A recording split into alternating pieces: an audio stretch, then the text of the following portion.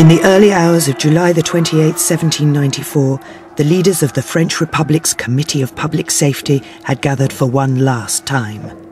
What's wrong? Their once colossal power evaporating with every minute. But under whose name? For 12 months, Maximilien Robespierre had ruled revolutionary France in the name of the people. The convention has ceased to represent the people. We must sign in the name... But now, in the name of the people, soldiers were on their way to seize him. His dictatorship was over. Do you think we should sign in the name of the people? And he was about to become the final victim of his own bloody reign of terror. What happened next to Robespierre is still not fully known. 2 shots were fired, and one hit him flush in the mouth. A badly wounded Robespierre was ultimately finished off by the guillotine, but arguments about the man still rage.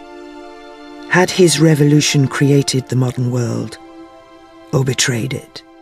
It was really a system of loathsome paranoia, which was responsible for the butchering of tens of thousands of perfectly innocent lives. But wait a minute. In a liberal way, you know, liberals don't like people who are ready to sacrifice themselves. For them, if you are too radical, you are already one step towards totalitarianism. At stake is the status of Robespierre as a founding father of state terror. The first in a line of modest men with access to a higher truth. Men who loved humanity so much, they felt entitled to exterminate the human beings who stood in its way.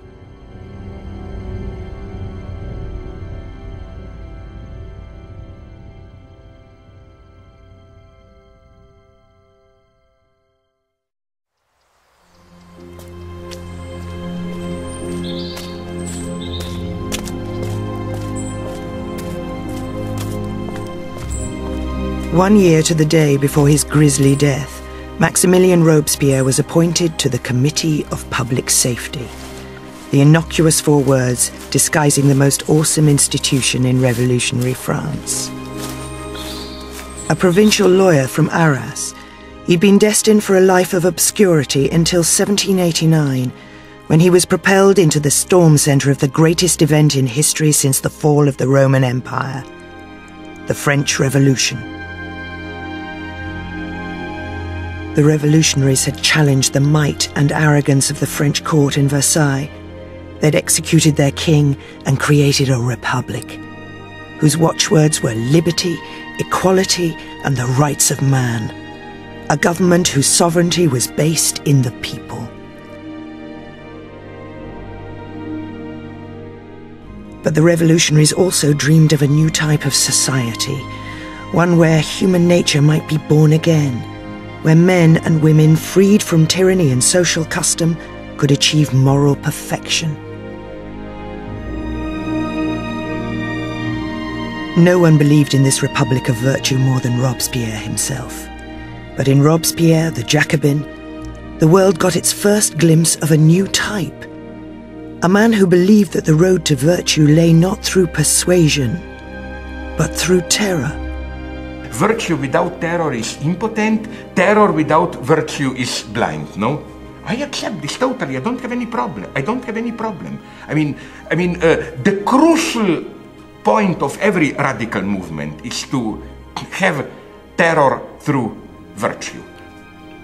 In order to establish the fundamentals of democracy, you have to go through this 0 level of Jacobinism. You cannot say we could have done it in a much easier way. Have we learned nothing from the Gulag? Have we learned nothing from the Third Reich? It's unconscionable and horrifying in the name of intellectual fashion and a kind of patrician remoteness, you know, the sense in which, above all, it doesn't really matter if thousands and thousands of people are slaughtered, as long as somehow bourgeois notions of liberal individual rights are overthrown. The use of violence to perfect humanity was the brainchild of the Committee of Public Safety. In 1793, the unruly energies released by the revolution had been bottled up in this room. And it was here, in 12 murderous months, that the modern idea of state terror was born. It's a moment in time when a society really does try and change itself without a model to fall back on, without a real sense of the edges of possibility. And seeing how that can go very badly wrong is, of course, an object lesson. The men on the Committee of Public Safety who worked the levers of this powerful machine included Lazare Carnot, mathematician, engineer and natural-born bureaucrat. His rival was the puritanical Saint-Just, whose astonishing maiden speech in the Assembly had called for the execution of the king.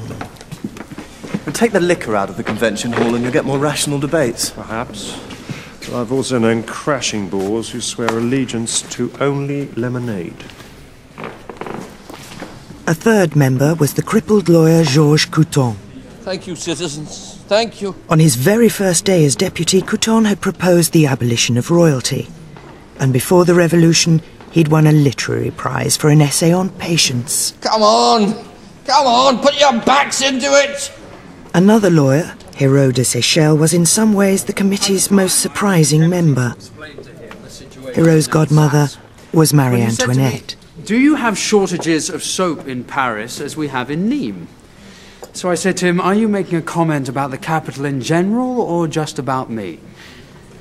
It was this group of men that Robespierre joined on the 27th of July, 1793. Honoured citizens, salutations. Yes, welcome to the Queen's boudoir. So this is where she powdered her cheeks? All four of them. They're people who are absolutely consumed by the public work of pushing the revolution onwards.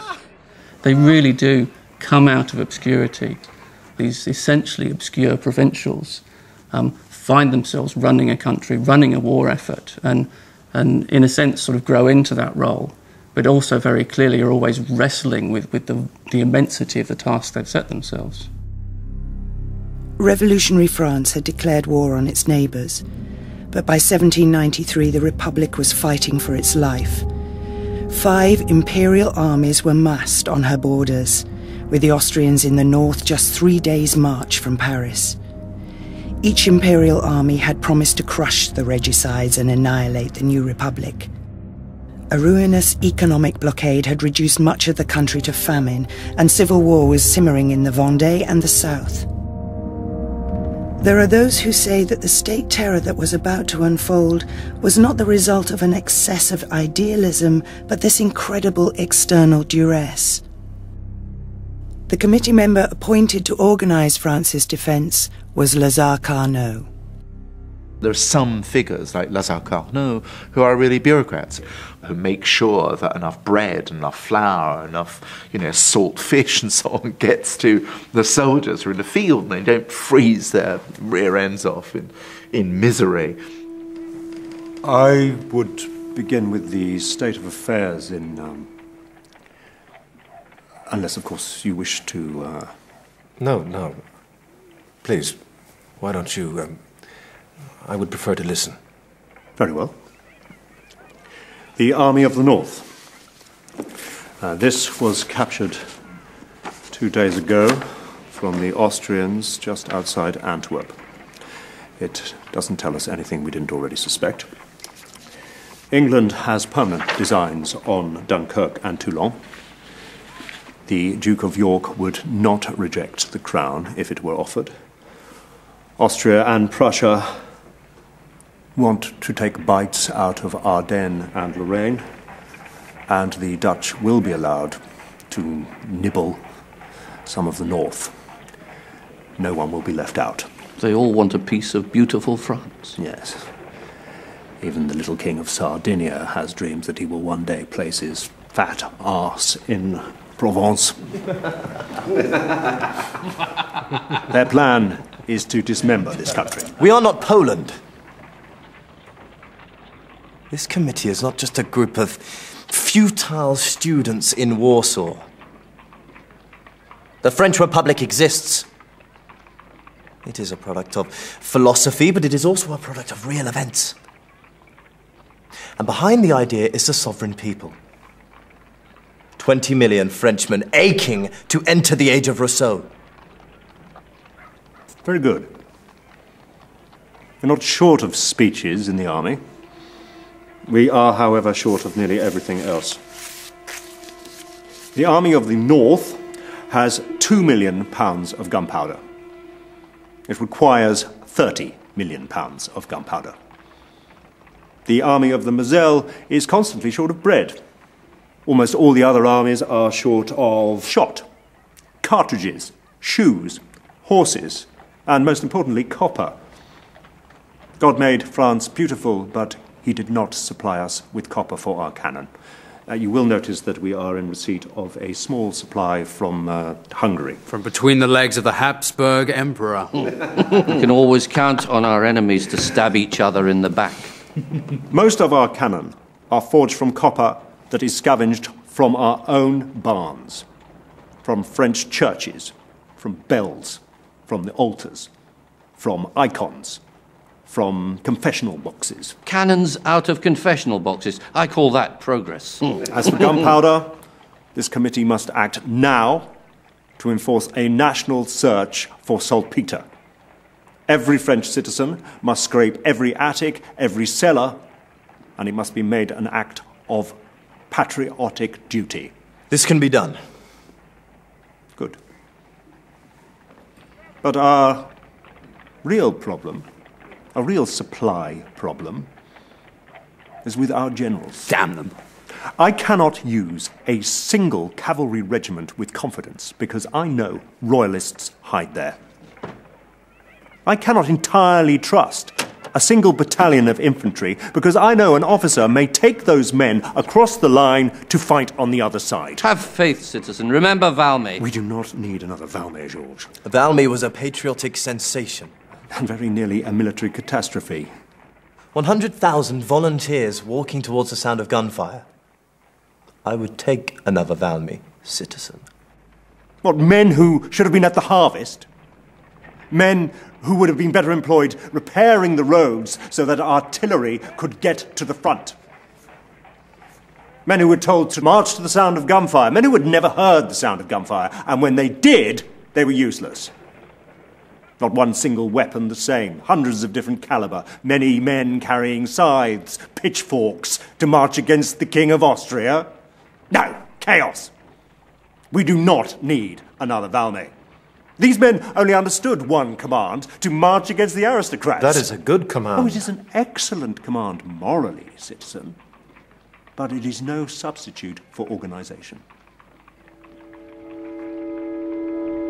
One forgets how good the late Ancien regime was at mobilizing resources. There are a lot of beady-eyed procurers of necessary stuff. Those sort of people had a lot to be getting on with. They are kind of rather like, Churchill's war cabinet. They're busy, busy, busy, busy. They know all about how to deliver gunshot and cannon and guns. And you can't really have a complete bloody loony sort of really calling the shots. My God, if you read some of the attacks on Robespierre, it would have seemed as if, they exerted a full dictatorship, just played this game, how can we kill more people? Are people aware that practically, literally, the whole of Europe declared war on France? Foreign powers effectively were deeply involved into helping counter-revolution. At that time, to say Republic is in danger, it wasn't the Stalinist excuse to kill another million of people and so on and so on. Robespierre in particular was always warning of the dangers of letting one man have too much military power. He looked back to classical antiquity and said, look what happened with Julius Caesar, who crossed the Rubicon and turned the army on Rome. And this is something that might happen in France. I was against this war, Citizen Connor. When every speech in the Assembly was a drum and bugle speech, I said war was a mistake. That is ancient history. We will soon water our horses by the Thames. We shall turn London into a new Carthage. Spring shall be brought to Europe. Jacobin clubs will open in Berlin, in Vienna, in Warsaw. All were said in front of me to justify the war policy. Yes. Armies of slaves facing our army of free men would instantly lay down their weapons and plead with French bombardiers to remove their chains. We would have universal peace and liberty at the point of a French bayonet. But we forgot to ensure our own liberty first. We entrusted a king to fight a war of liberty, and then we wondered at the betrayals. And now we must fight to defend ourselves. And in Citizen Carnot resides great organizational wisdom, I'm sure. Copper, saltpeter, fodder for horses. Good, good. These things should be organized on a national basis. I have spoken for such in the Jacobins. But this war will be won here, not at the front. Our liberty will be won here. And for that we must produce honest government and build virtuous institutions. The founding of a republic is not child's play, nor is it the work of brutes, which is the same thing. Wisdom as well as power presided at the creation of the universe. Finished? Not quite, Citizen Carnot. We complete this business. We do not parley with our enemies. As my friend Saint-Just said in the convention, we take from and send our enemies nothing but lead.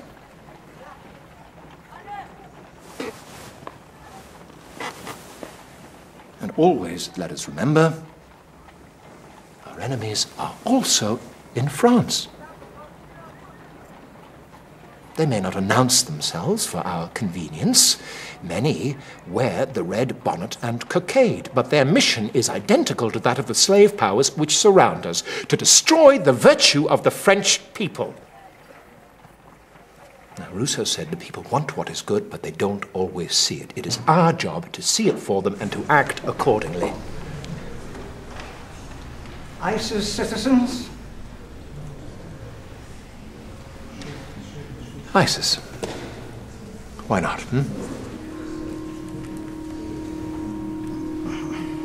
You have to ask yourself whether he was in the right place. Was he a practical politician? He thought that the language of virtue was the only possible revolutionary discourse. He did not think that the language of pragmatism was the appropriate one in which to discuss the revolution. You can say he was out of place there, that what he really was a prophet.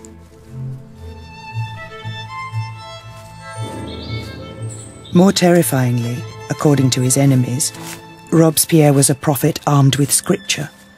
A scripture he was determined to enact in France regardless of the human cost. The scripture was the social contract by Enlightenment philosopher Jean-Jacques Rousseau, a work that was said to have hardly left Robespierre's side.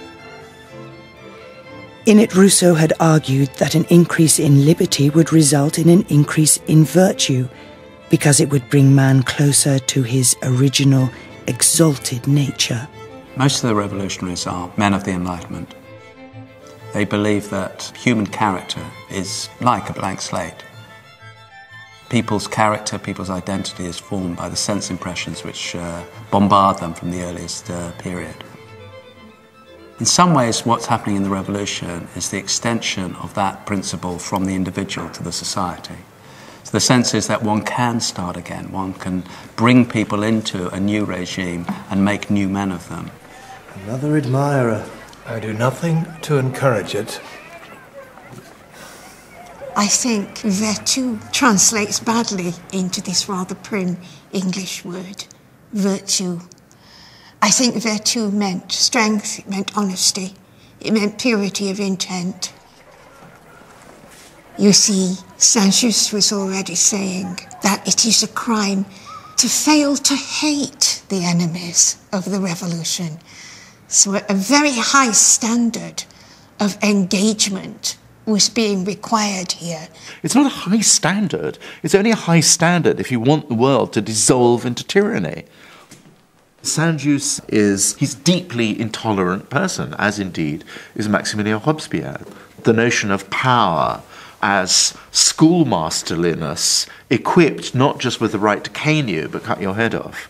He does believe in an elite class, the Guardians, who are the kind of mystical receiving antennae of sort of tremble in the ether coming down, you know, from the universal harmonies to tell us exactly how we should be living our lives.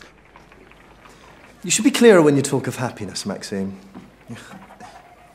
Some people still confuse it with pleasure.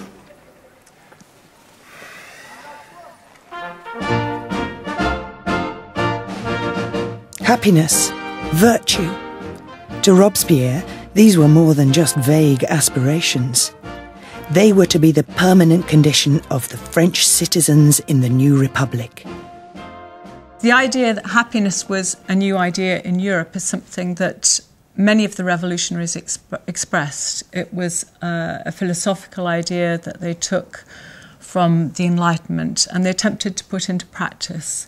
And they thought that they could legislate so that people would be happy in this world and that the poor were really the people who should be the powers of the earth. But the poor in 1793 were not the happy, wise peasants of Rousseau's fond imagination. They were the sans-culottes of Paris, the miserable urban poor. And to them, happiness meant not virtue, but food. On September the 5th, the Committee of Public Safety discovered the power of the sans-culottes for themselves. It has begun. Quick, to Notre Dame. Seek forgiveness. The world is coming to an end. It was a day of a full solar eclipse, when to the delight of enlightened men who could predict such cosmic events, the noonday skies over Paris darkened. It's one of those things that in earlier times would have sent everyone scurrying away superstitiously. But as far as we can tell, it occasions very little more than sort of amusement. During the eclipse, armed sans-culottes invaded the National Assembly and demanded action against their enemies, the farmers, who they accused of deliberately starving Paris. Their cry was to make terror the order of the day. And to appease them, their spokesman Collot d'Herbois was elected to the committee. Ta-da! Very good, Collot. What's your next trick? Collot d'Herbois is an actor and a playwright, a theatrical impresario, I suppose you would say. He's someone who comes from the world of the theatre. As far as that radical leadership is concerned, they know best.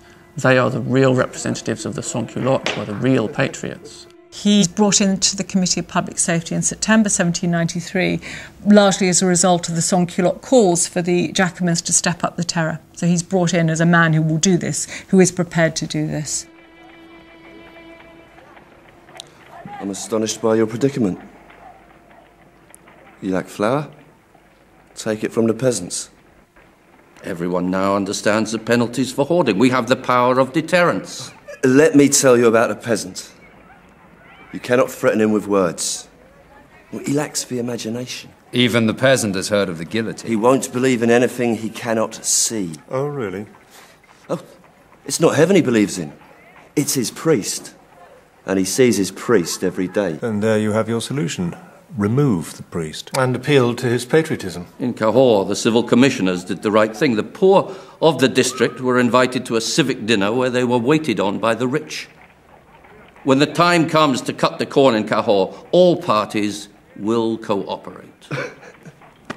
You have no comprehension. Revolution is not a course in ethics, Couthon. To get his wheat, you must slap a farmer across the mouth and point a musket at his wife. Food must be hunted out of the barns with bayonets. That, my friend, is the most efficient method of agriculture we have. The people I represent demand you take firmer measures than you have so far given them. This morning, on my way to the convention, I heard the slum children of Saint Antoine singing a royalist song. Why? Who taught them? My people want the royalists caught and branded on the forehead. They want the aristocrats chained in groups of 6 and sent to the front lines to fight for the Republic. That perhaps is not productive. But you should know the spirit is there, as it is against the aristocrats in this town, who hoard leather, grain, timber, soap. I cannot follow this. When he says aristocrats, does he mean merchants? Say merchants, we will understand you. Merchants, aristocrats, counter-revolutionaries, what does it matter? To most Parisians, they are the same. We will ask the convention to pass a new law of suspects. Local committees of patriots will have powers of arrest. Those suspected of counter-revolution will have their papers removed and will answer to those committees. Suspicion is a superb thing. It is to liberty what jealousy is to love. More prisoners to be processed through the interminable tribunals. Terror is the order of the day, huh? Or is it talk? Place the suspects in houses that have been mined. Touch the paper. Boom! The problem is closed.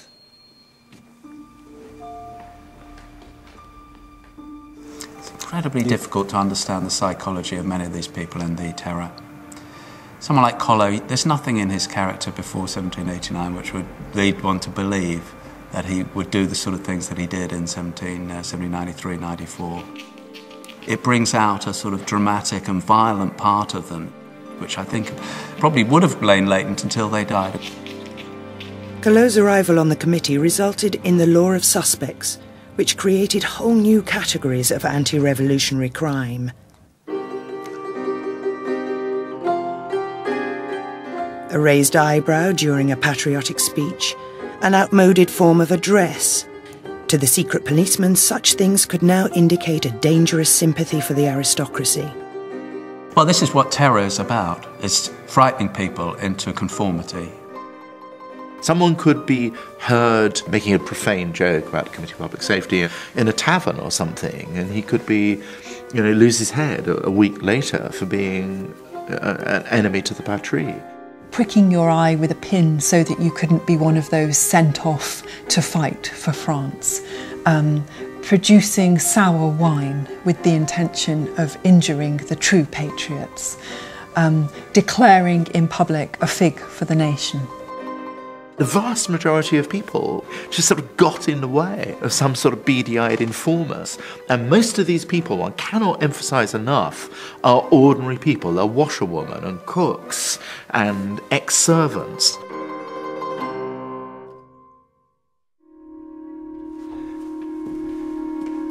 In the last week of September 1793, Robespierre began to make the link between virtue and state terror more explicit.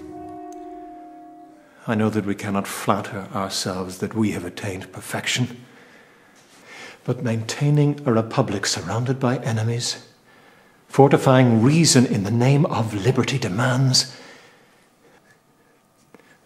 moral and physical strengths. He did so in a carefully worded speech to the convention. Physical strengths that nature has perhaps denied to those who denounce us. The committee has a right to the hatred of kings and rogues. If you do not believe in its zeal, then break that instrument. But first, consider the circumstances you are in. Those who denounce us are themselves denounced to the committee. Those who accuse us are themselves being accused.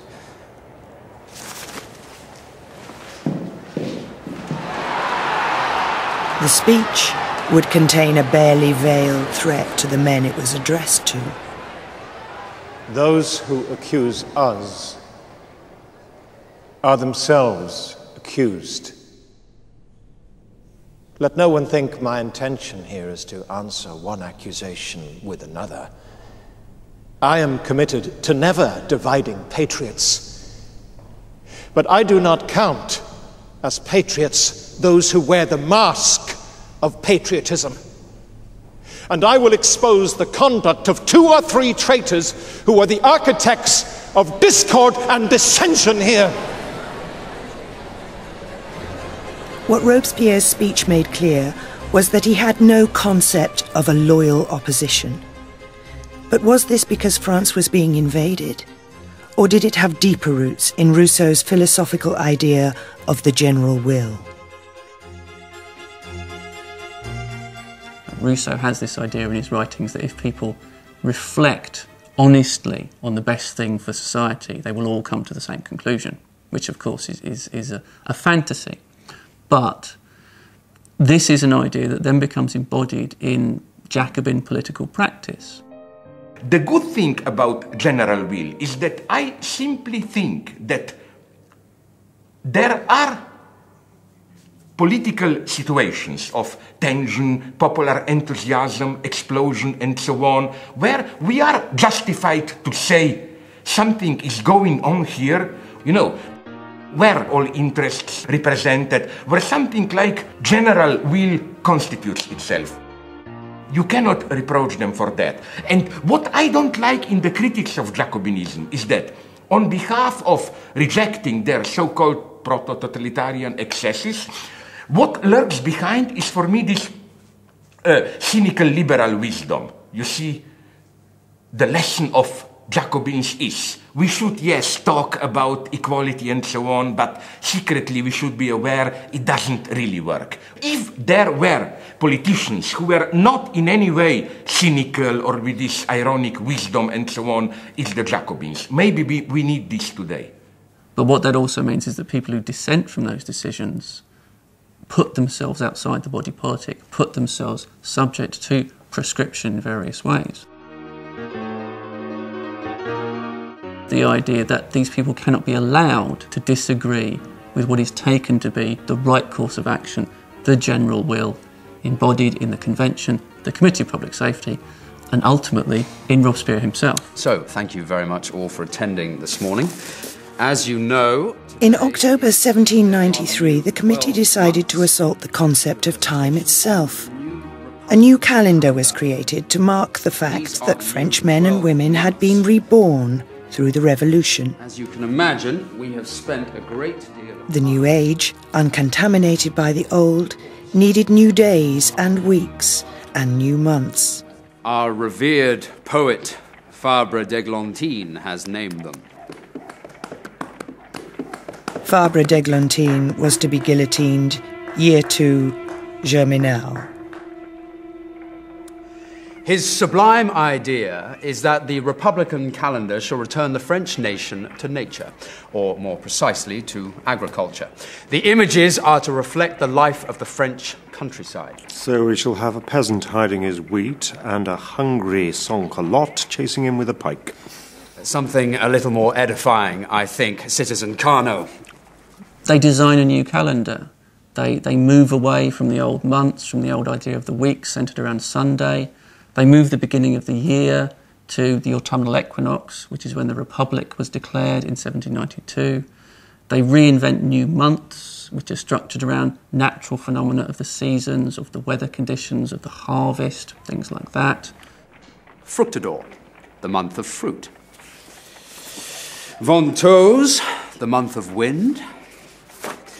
Germinal, the month of seeds. Is that Germinal? No. That is Nivose, the month of snows. Should she not be better dressed if she's going to be out in the snow? In Marseille, a month of snows. Robespierre tells me he has never seen the sea. He knows it to be blue. In Marseille, they may never have seen snow. Yes. When do we start? We've already started. The Republican calendar has been backdated to September the 22nd, 1792. So we have already lived through year 1? We are mastering this more quickly than I thought. Yes, citizen, this is year 2, or to be precise... Vendémiaire, 14th day, year 2 of the French Republic. 4 days later, on October the 9th, 18th Vendémiaire, the new calendar had its first significant date. On that day, Lyon, a Republican city but not a Jacobin one, surrendered to the government army after a 3-week siege. Georges Couthon was sent by the Committee of Public Safety to root out those who had opposed Jacobin rule. "I will teach the people of Lyon the alphabet," he threatened. But in practice, he was lenient, blaming the unrest in the city not on subversion, but on its peculiar climate. It takes on almost a racial quality. Couthon himself remarks that there's something in the air, that the sort of the fog that comes off the river seems to addle the brains of the Lyonnais. I know, Lyon. The fogs are no worse than Paris. It's a ridiculous theory. Couthon is just making excuses, and he's too slow. Kings punish slowly because they are weak and they are cruel. Republics are swift and exacting. I agree. We are making too many laws and too few examples. We are punishing only obvious crimes. The way to frighten waverers is to come down hard on small offences. George is too kind. He wants the palm, but not the dust. I would evacuate the whole city. Those who cannot be saved should be killed quickly. Those who can should be spread out through France, where they can acquire a republican education through watching others.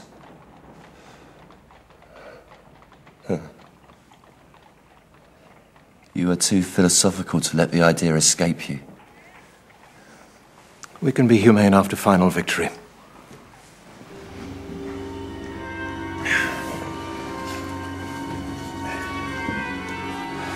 He basically pronounces the death sentence of Lyon for the crime of having defied Paris, defied the Republic, having made war on liberty, as the words of the official decree go.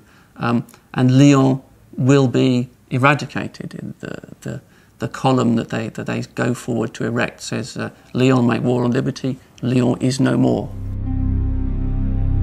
It now fell to Couthon to fulfill the committee's wish and to begin the process of demolishing the entire city. Not long after the fall of Lyon, Couthon holds a ceremony to begin the process of punishing the city. He's carried ceremoniously by sans-culottes to the Place Bellecour, which is the Swiss neighbourhood of Lyon. They knock down over 1,000 houses, many of which are sort of very large, grand townhouses that have been built up in the previous decades.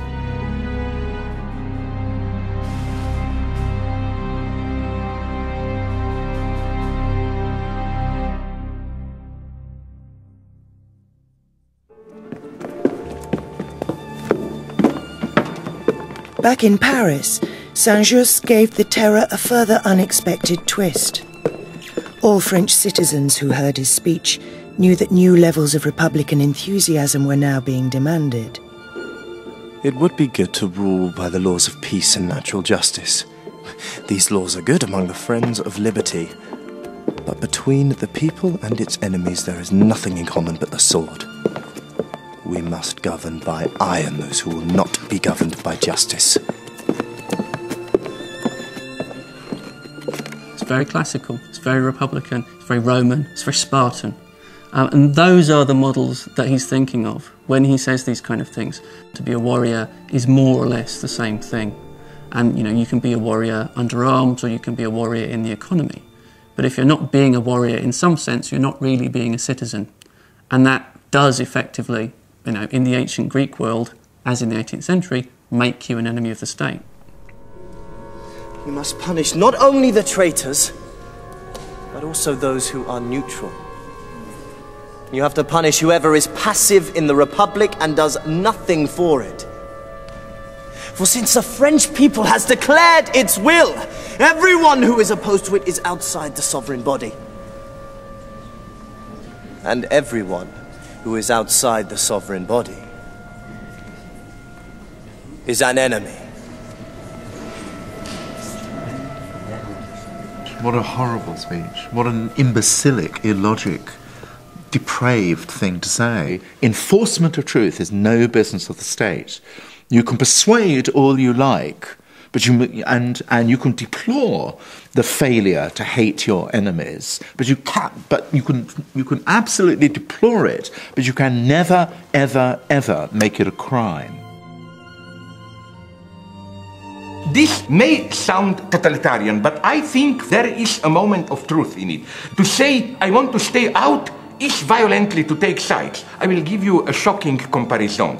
You know that Mahatma Gandhi, an anti-Jacobin, if there ever is one, says in some of his writing the same thing. The lesson is, in a really tough situation of choice, there is no neutral position. You have to take sides. Not taking sides is already taking sides.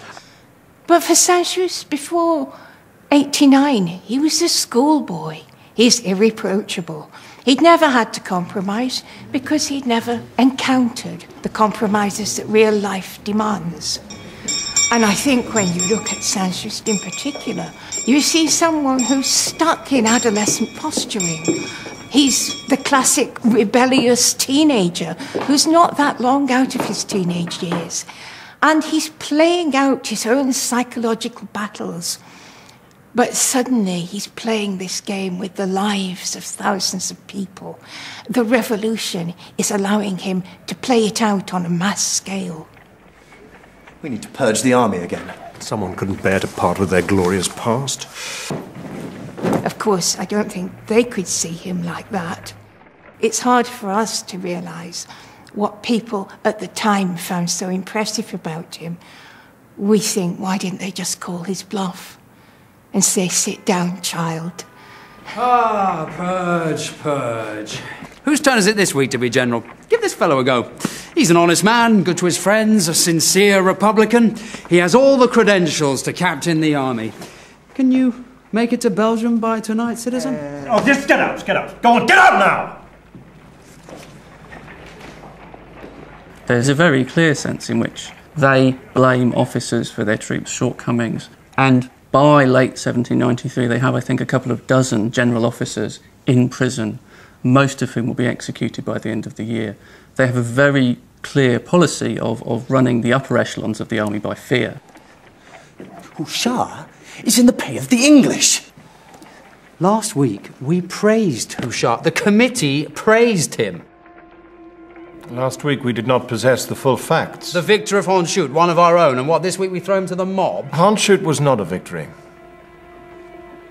although it appeared so at the time. Anything that smells of less than perfect military success has got to be a form of betrayal. And Houchard actually wanted the other side to win. This is pure Hitler, basically. And General Houchard was, of course, someone who was monstrously awful to Robespierre because he was actually a working-class person. He was sort of sans-culotte general. Houchard, his military victory now reclassified as a defeat, was instantly relieved of his command. And within a week, his bewildered head was under the blade of a guillotine.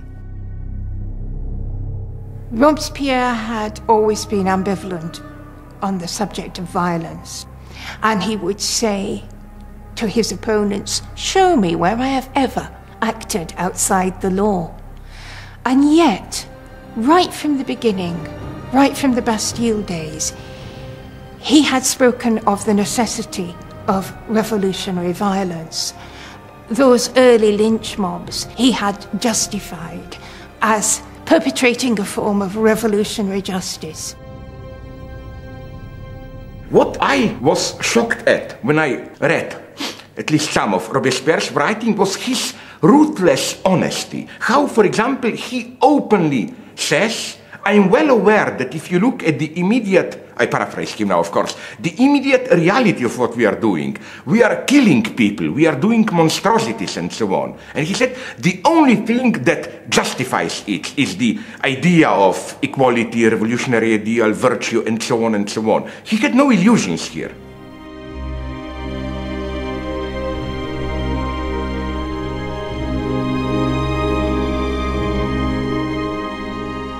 What sure judgment can one make of the effects which follow these great commotions? Who can mark after the event, the exact point at which the waves of popular insurrection should break. To make those who revolt criminally responsible would be to punish them for their devotion. At that price, what people could ever shake off the yoke of despotism?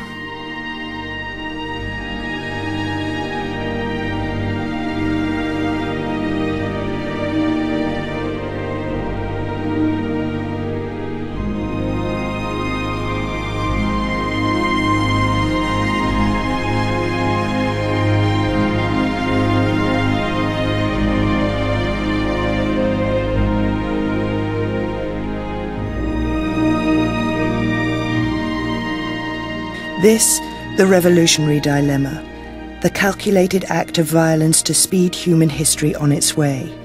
For Robespierre, it was simple. Do you want, he asked, a revolution without a revolution? Yes, you want the American Revolution. That's a revolution with a revolution, but it doesn't become a tyranny. It's as simple as that. There's nothing unrevolutionary about the American Revolution. Isn't this, I claim, the same logic, the fundamental feature of our late capitalist society? We want what?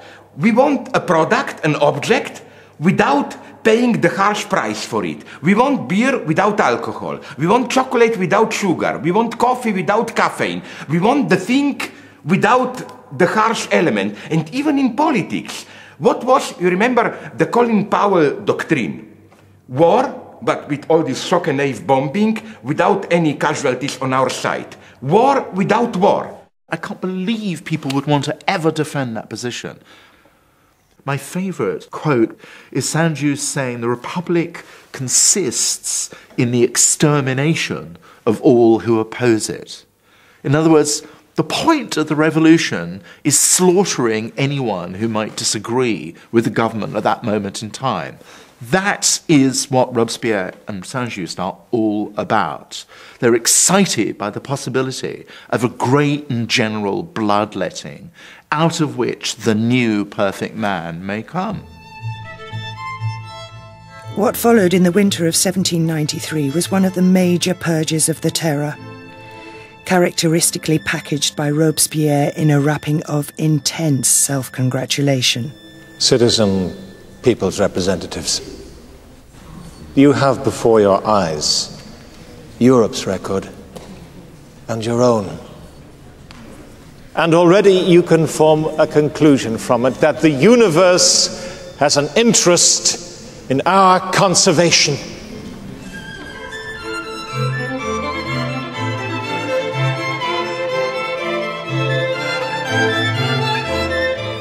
Which of us does not feel his faculties enlarged?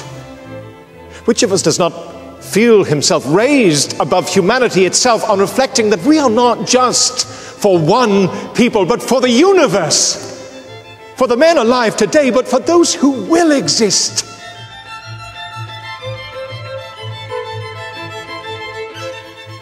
In the world we are creating, all people will become a single people of brothers. And you would have as many friends as there are men on earth. But it is time to teach the imbeciles who are unaware of it, and the perverts who pretend to doubt it, that the French Republic exists. You can feel a legitimate pride. Congratulate yourselves on having annihilated royalty and punished kings, overthrown the idols on whom the world grovelled. But above all else, for running the blade of the law against the criminal heads that rose among you. That's one of the psychological crunch points which drives the Terror onwards, is the sense that they're being stopped from doing something wonderful, something good for everybody, by this persistent opposition, by all these enemies that continuously emerge from the woodwork. They could be doing so much. They could be creating a reign of virtue. They could be making heaven on earth. You know, that does drive them closer and closer towards the idea that really the only solution is a total extermination of their enemies, wherever they may be found. In a permanent emergency, the Constitution suspended until the peace. That might never come. It might come in our son's time, in our grandson's time, who cares? It's more fun and clearer and more invigorating to do the killing than it is to have philosophical debates about whether it's right to do so. To Brissot. The stinking rat! Brissot.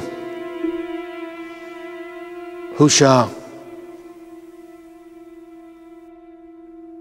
De Friche-Valaisé, d'Orléans, Rollin, Vergniaud, Condorcet, Isnard, Boileau, Clavière, Barbaro, Bouzeau, Pétion, Rabot de Saint-Étienne, Zinoviev, Bukharin, Kamenev, Radek, Rykov, Rakovsky.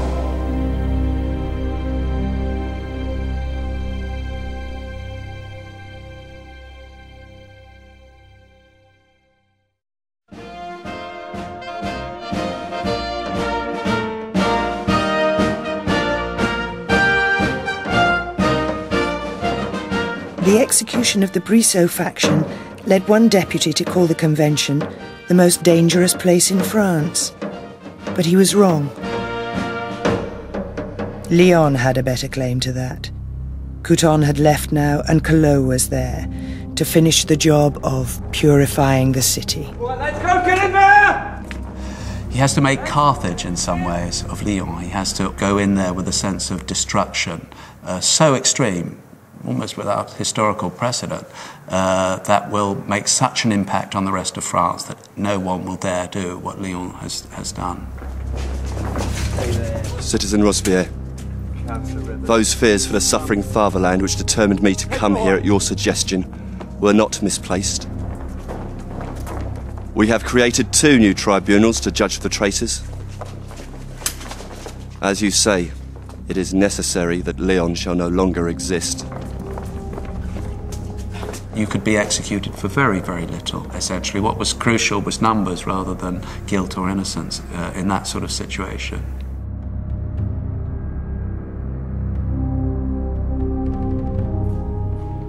I cannot wait for the conspirators to be liquidated. The impatience of the sovereign people thrills through my fibres and heart. Take care of your health, my friend. It is precious to Republicans. They do a horrible thing later in the autumn when they don't think things are going fast enough. They think they can do better if they use artillery, and they literally chain dozens of people together and herd them out and fire cannon at them. But it didn't work very well, and so they had to be finished off by soldiers with bayonets, and after a while the soldiers revolted. They wouldn't kill people in that way, it was just too horrible, so they had to revert to the normal methods.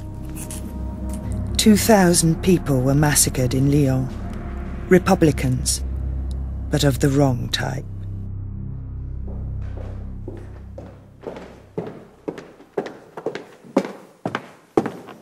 In Paris, the idealists on the Committee of Public Safety now had to come to terms with what happens when sadists are given a license to run free. So many great villains bit the dust today in the area of Brotteaux. What majesty, what a cement for the Republic. Can a nation only regenerate itself in a bloodbath? George? We count the dead who hate liberty.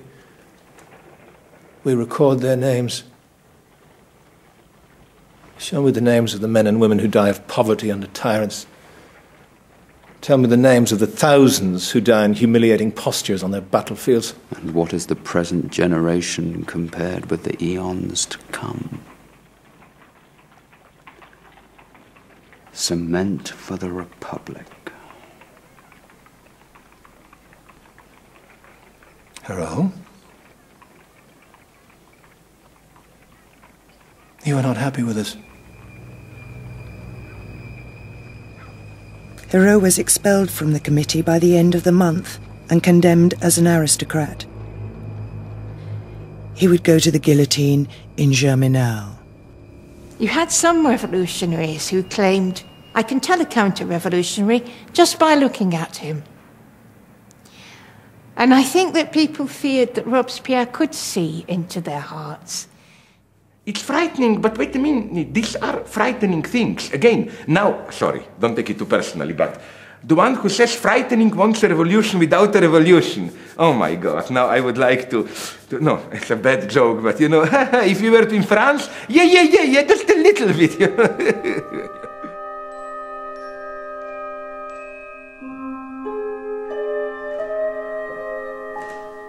What is our aim? It is the use of the Constitution for the benefit of the people. Who is likely to oppose us? The rich and the corrupt. The rich and the corrupt. What method will they employ? Slander and hypocrisy. Slander and hypocrisy. What are the factors that will encourage their use? The ignorance of the sans-culottes. The people, therefore, must be instructed. What are the obstacles to their enlightenment?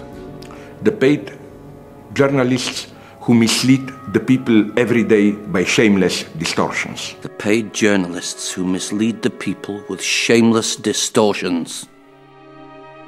What conclusion follows?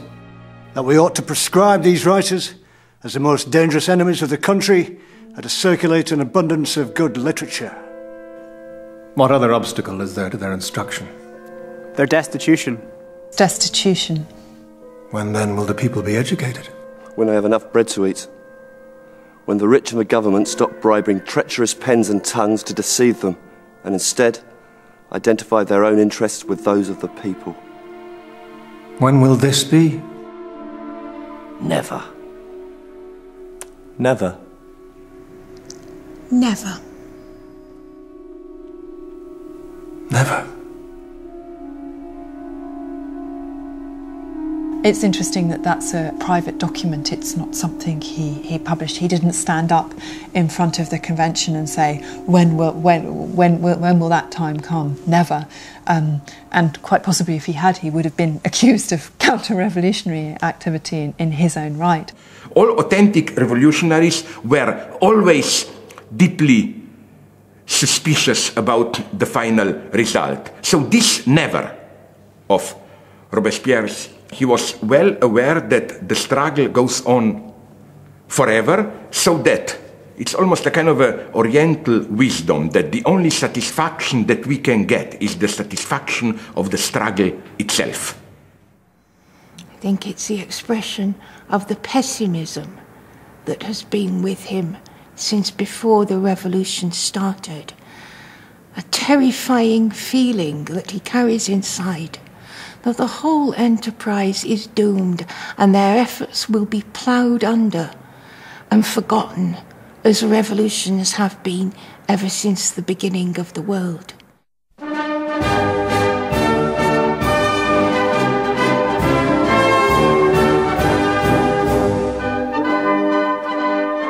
There is a paradox for those who believe the terror was a byproduct of war. Towards the end of 1793, the French armies were winning, both in the south, where the British were kicked out of Toulon, and north, where the Austrians were expelled from French soil. And yet the violence of the state was becoming more intense than ever.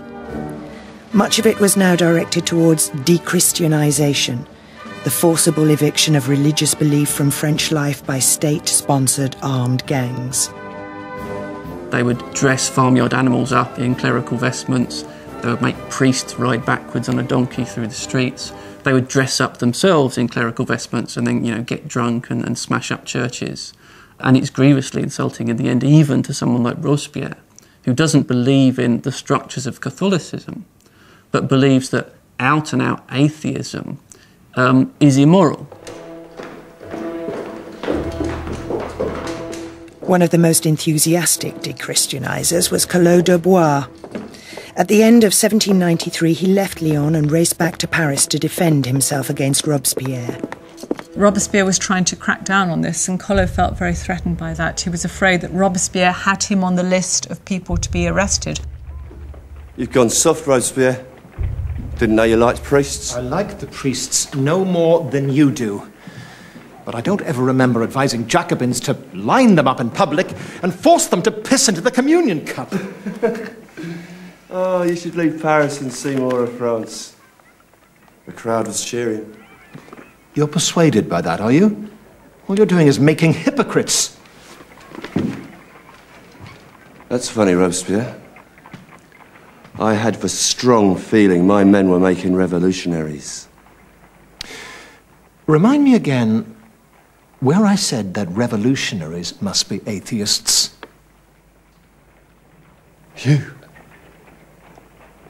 You. Everyone likes to win. It was just Robespierre's way of winning was something that people didn't understand. And the question becomes actually, who can speak for patriotism? Who is the perfect patriot? Who is in possession of the knowledge of what it means to be revolutionary?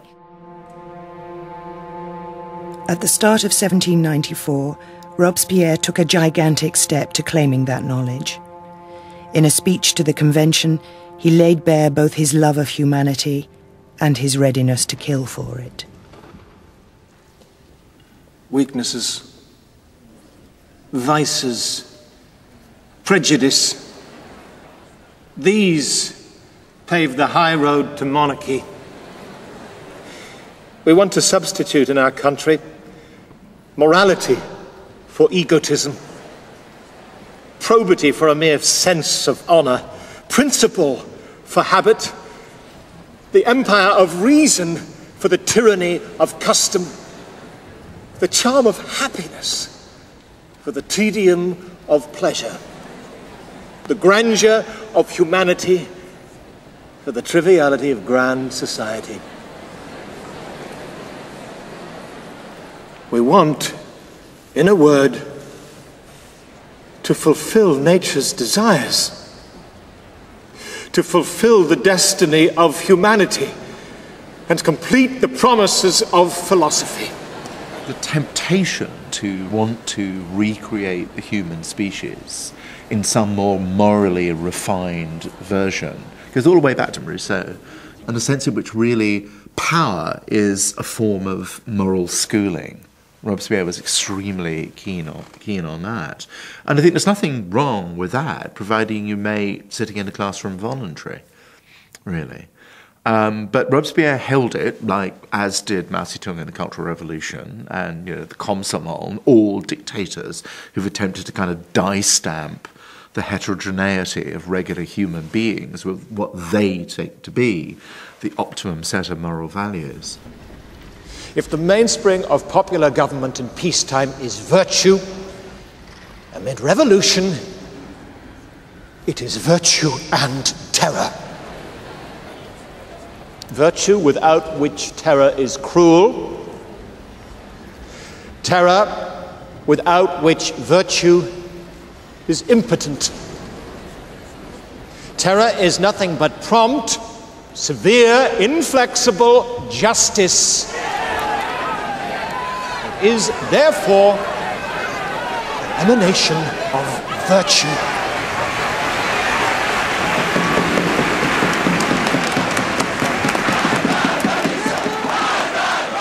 Literally, terror is an emanation of virtue.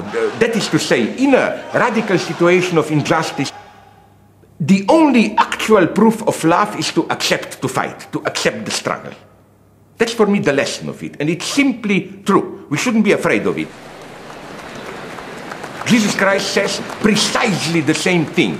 when he at the same time says love, turn the left cheek and all that stuff. And then he says, you remember, if you don't hate your mother, your father, you are not my follower. When he says, I bring sword, war, destruction, I don't bring peace, and so on and so on. It's as simple as that. This is the radical emancipatory logic which one should accept.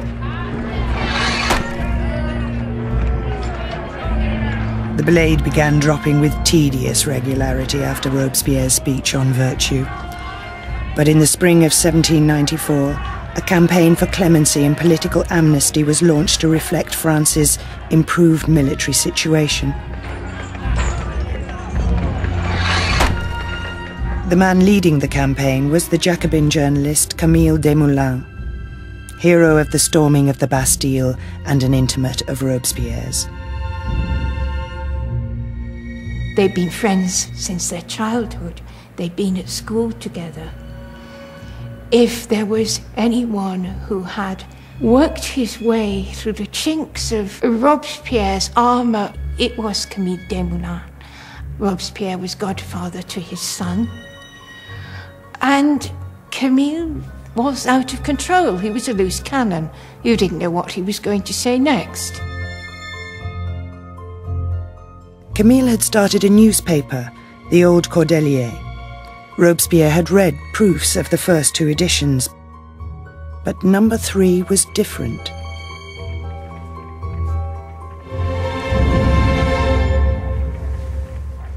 I did not wish to wake you. I was not asleep. The incendiary paper was brought to Robespierre when he was ill. You will not know what your friend has done. Camille has done something very stupid. Maxime, Camille has done something very stupid, yes. He's grown a little fond of Tacitus. Camille said, this week I'm simply going to give you a classical translation. I'm going to present to you passages from the reign of Tiberius, painting a picture of ancient Rome in the days of oppression and terror.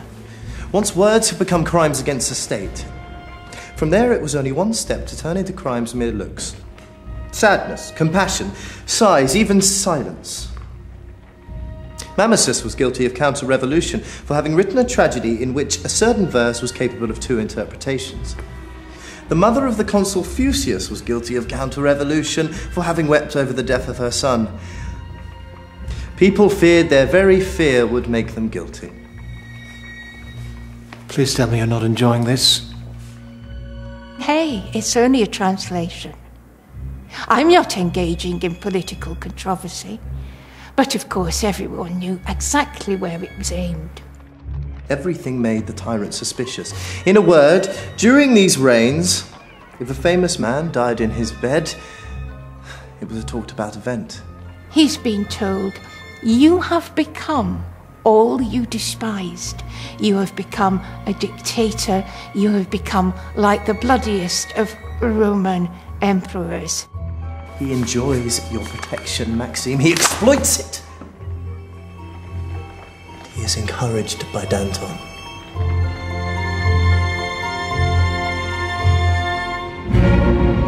Danton, the inspirational Georges Danton, a revolutionary, a Jacobin, a man also with blood on his hands. Danton had been an early member of the Committee of Public Safety, but now he was defining himself against it and calling for an end to the terror.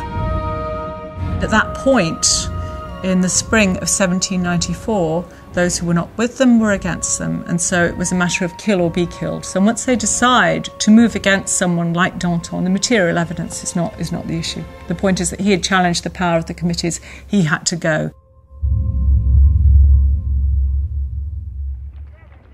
The evidence actually brought against him is thin in the extreme, and a lot of it comes from personal notes about him made by Robespierre about his demeanour. He made himself ridiculous by crying at the tribune. He's a sybarite, called public opinion a harlot. He has a poor attitude to virtue. Robespierre hated Danton for carrying with him the kind of sweat and smell, the kind of odour of a lived life, really, which Robespierre was very careful never to do. One of the jokes that Danton apparently made was the only thing he knew about virtue was that he made love to his wife every night. That was the only virtue he knew.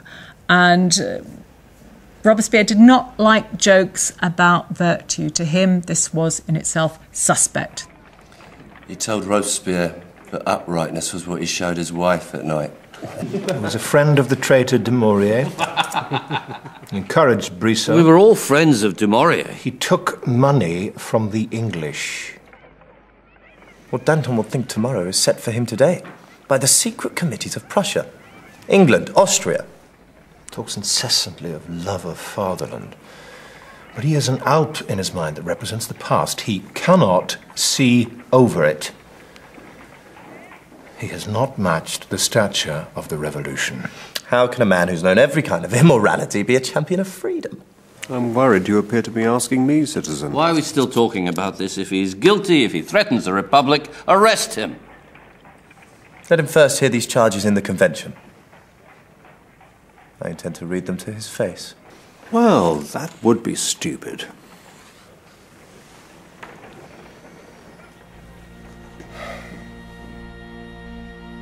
The trial of Danton, Camille and their followers was a show trial. And like all show trials, it could only have one outcome. A guilty verdict followed by an execution. Famously, Robespierre's windows on Saint-Honoré remained shuttered that day. Nobody could believe that Danton hadn't done his best for the revolution.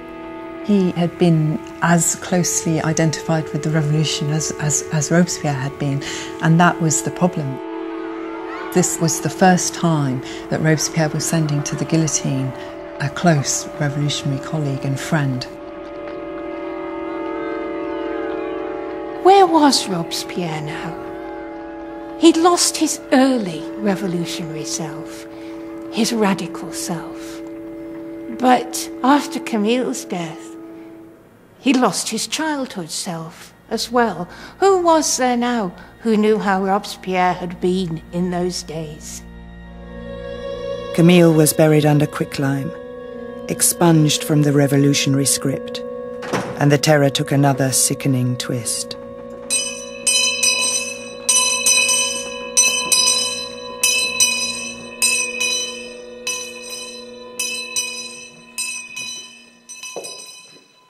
The month of Prairial, 1794, the pasture month.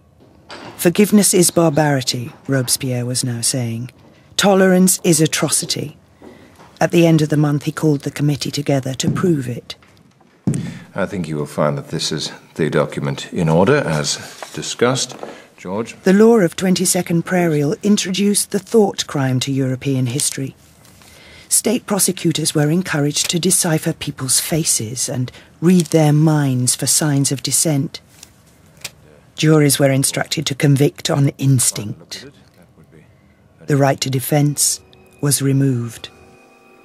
All in favour, say aye. Virtue needed no defence. Aye. Aye. Aye. Aye. Aye. The idea that's animating Robespierre, Saint-Just, Couthon, really is that they can't trust anyone. By May of 1794, you do have to start thinking in terms like paranoia. They lose any kind of critical focus. They are executing people in batches after the barest sketch of a trial, on evidence from informers within the prisons who are basically venal, are making things up to keep themselves alive, to earn small amounts of money.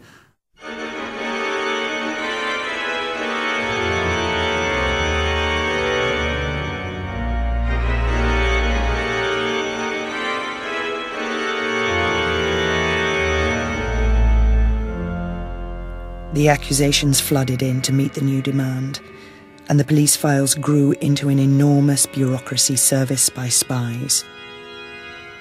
The result was Robespierre's own police bureau, where he and his staff ploughed through the endless denunciations to discover what was happening in France.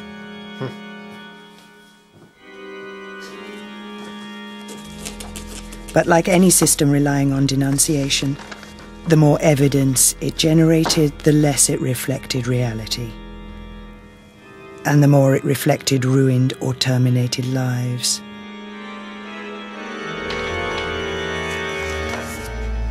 What he feared was the clandestine, the plot, the secret list, the underhand agenda, the conspiracy. Are the actors in the great revolutionary drama, are they in fact wearing masks? The revolution talks a lot about masks and veils and pulling aside the masks, and what horrible thing you might find if you dared to pull aside the mask. Would he find himself standing on a desolate plain as the only perfect revolutionary left alive? In June, this corrupt thought that Robespierre was the revolution began to acquire wings. The occasion was the Festival of the Supreme Being, a mass rally organised in Paris to pay homage to the divine hand which was said to be guiding the revolution. It's essentially his idea. And the whole festival is staged on Pentecost, staged on the day of a great traditional religious festival, but replaced with a celebration of this supreme being, but what is seen by many at the time as really a celebration of Robespierre.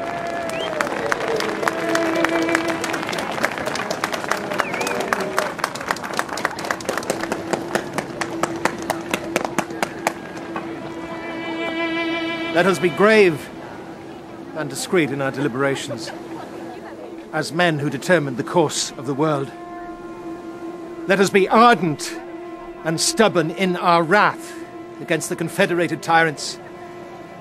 Let us crush the wicked line of kings, more so by the greatness of our character than by force of arms.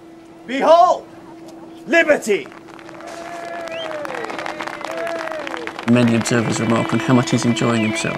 He seems to be soaking in this artificial atmosphere of religious devotion they've created.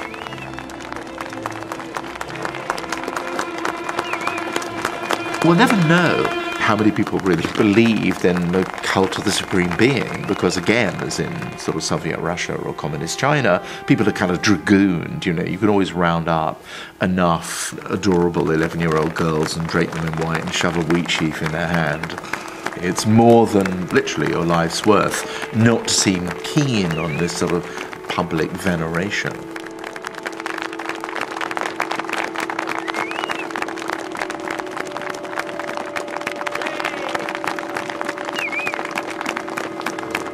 He's clearly having a wonderful time, while various sceptical deputies are remarking that, you know, he's turning himself into God.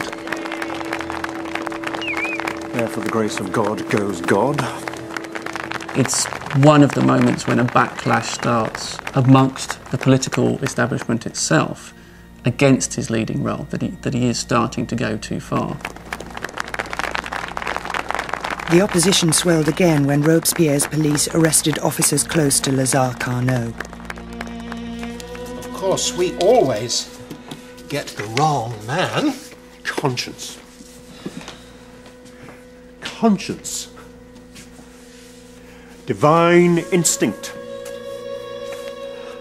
Immortal voice from heaven. Infallible judge of good and evil, making man like to God.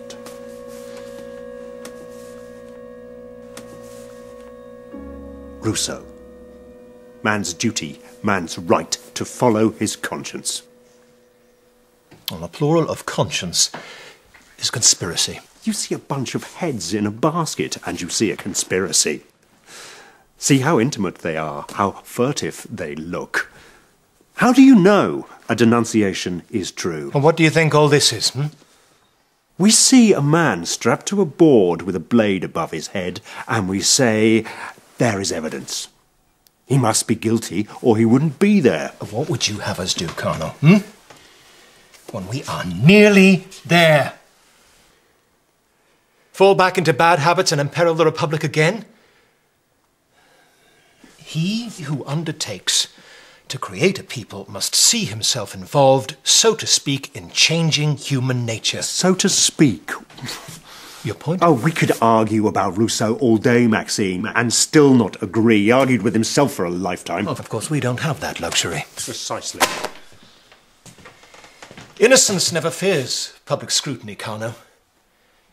He who trembles at this moment is guilty.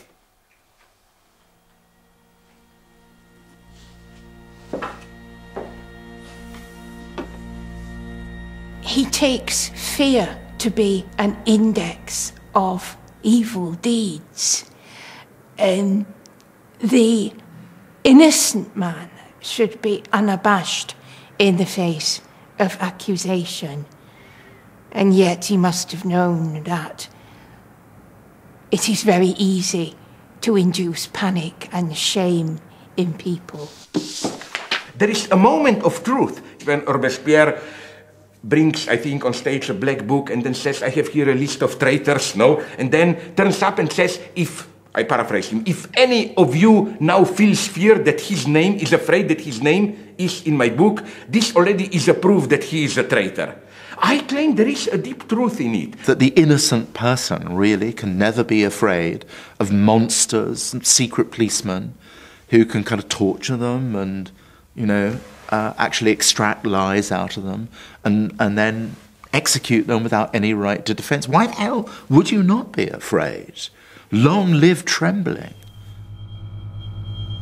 Thermidor, the month of Robespierre's demise. For 3 whole weeks, he'd failed to attend the Committee of Public Safety, leaving his enemies space to doubt and time to rally.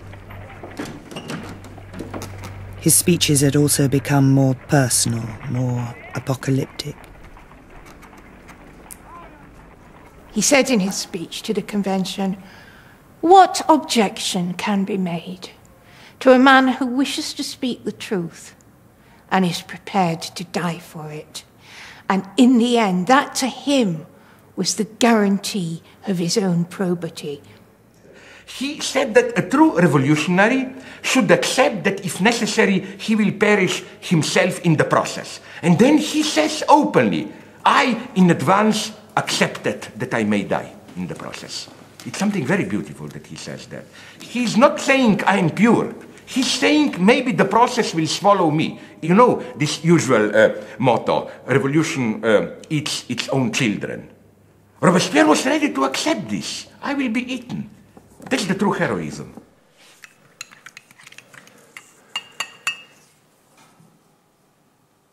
Do you remember the sugar riots? Such anger over a paltry thing. Paris was short of food, Maxime. But sugar loaves? The people rise up against the grocers, but they keep the conspirators in place. Are they good enough?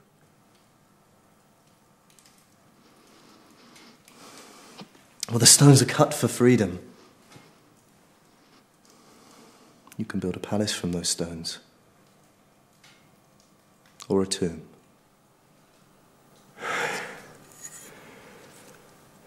I am so tired. We must force the people to be free. Strategically, Robespierre made some very obvious mistakes. He hinted that he was about to issue another of these lists of the proscribed, but then he didn't do it. And somebody challenged him and said, name names. Suicidally, he fails to name exactly who he has in mind, but he's made it clear that no one is safe. We have a number of people who are members of the Assembly, and they write that evening to their friends in the provinces, things like, tomorrow either I'll be dead or Robespierre will be dead. On the morning of the 27th of July, 9 Thermidor, Robespierre and Saint-Just came to the tribune for the last time. Everyone then knows that things are going to get ugly, and they assume that Saint-Just and Robespierre will stand together. They assume there will be some sort of coup d'etat. The course of events indicates that this rostrum Maybe the Tarpeian rock for the man. He hardly gets a word out. He's shouted down and he just goes completely quiet. And I think he is absolutely stunned. I just don't think there's any way that he knows what's going on or knows what's the right way to react. Robespierre thinks he is going to be able to stand up in front of the convention and explain what he has done for the revolution, and that members of the convention will be swayed. Listen to me!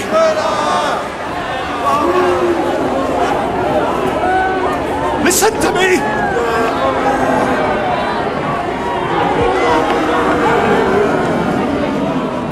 He kept attempting to deliver this very elaborate speech that he had prepared, and people would speak over him or boo him.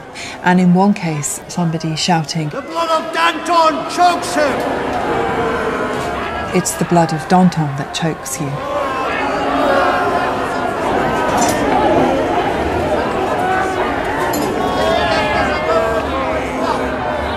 I would love to have been there. Dictators like Mao and Stalin die annoyingly in their beds, not confronted with the sudden disintegration of their charisma. It was an amazing moment, actually.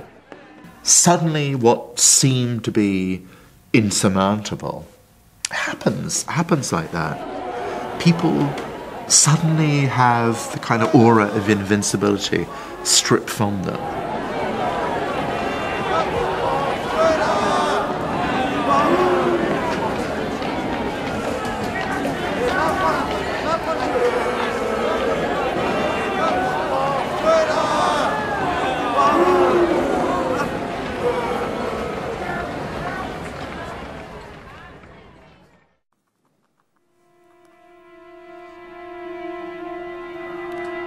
Robespierre and Saint-Just, along with Couthon, were arrested by the convention. But when soldiers faithful to Robespierre engineered their release, the three men found themselves faced with a profound decision. Should they launch a coup d'etat? And if so, under whose name? By escaping from arrest, as they had done, they have put themselves outside the law. They've made themselves illegal. And therefore, in his own mind, they have no base. And I think he's paralysed by that. What's wrong? But under whose name? He is completely ineffectual. It's the most ineffectual day in his life, probably. And they say, well, who should it be in the name of? Should it be in the name of the convention, the French people? He hasn't got a clue. Maxime, we agreed at the National Convention. We speak for the convention. But the convention has ceased to represent the people. I think we sign in the name of the people.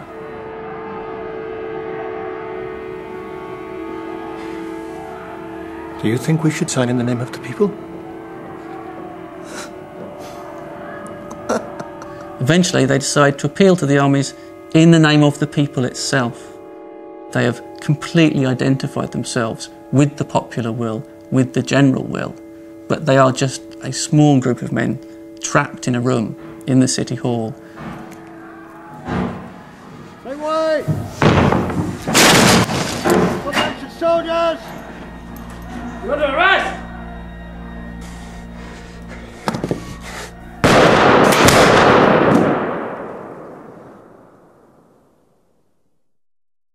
Speech had always been his weapon, and his jaw was shot away. He could no longer utter a coherent word. We'd come to the end of speech and the end of being listened to.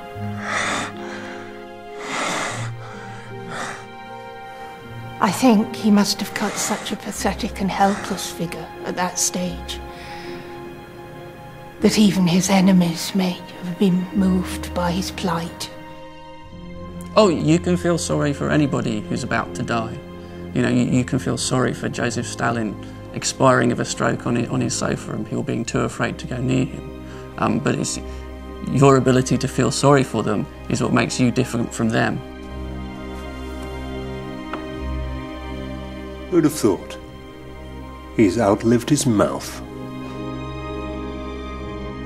The schism in the modern world is between those who feel that their version of truth demands that it be enforced, and those who feel that the only right you have is to make your case to people who then are left alone to agree or not agree.